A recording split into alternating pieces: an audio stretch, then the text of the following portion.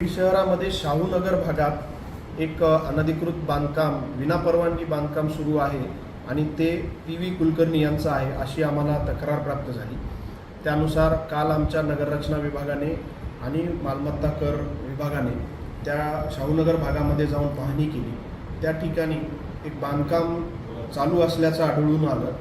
ह्या बांधकामाची परवानगीची संचिका आम्ही तपासली। ऑनलाईन पोर्टलवरती पी.व्ही. कुलकर्णी यांच्या नावे कुठलीही बांधकाम परवानगी आढळून आलेली नाही, परंतु त्या जागेचा मालमत्ता कर रजिस्टरचा उतारा बघितल्यानंतर शिवशक्ती बिल्डर्स अँड डेव्हलपर्स या नावाने ती जागा दिसते आहे आणि त्यामध्ये एक 5 इतर लोक त्यामध्ये दिसत आहेत। मस्के, घुगे, कुलकर्णी, भोसले आणि शिवणीकर या नावाने 5 त्या जागेचे होल्डर्स त्या जागेचे दिसत आहेत। या सगळ्यांच्या नावानं आम्ही बांधकाम परवानगी तपासली आहे, परंतु बांधकाम परवानगी आढळून आली नाही।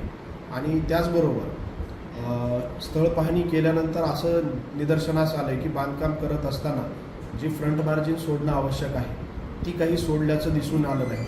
त्यामुळे सदरच्या मालकांना आम्ही MRTP ॲक्टनुसार एक्सेस बांधकाम, साईड मार्जिनमध्ये बांधकाम, विनापरवानगी बांधकाम केलं याबद्दलच्या नोटिसा आज इश्यू करणार आहोत।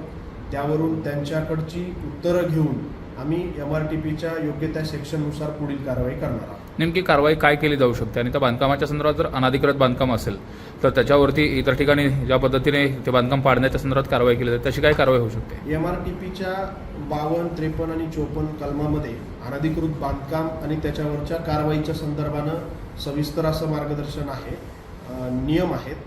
त्या अनुषंगानं आम्ही सुरुवातीला नोटीस देतो, त्यानंतर संबंधितांचा त्यावरचा उत्तराचं पाहणी केल्यानंतर परत स्थळ पाहणीमध्ये आलेले मुद्दे हे सगळं बघून आम्ही एक्सेसचं जे बांधकाम आहे ते आपल्याला संबंधितावर गुन्हा नोंद करणे आणि ते एक्सेस बांधकाम काढून टाकणे या प्रकारची कारवाई करावी लागणार।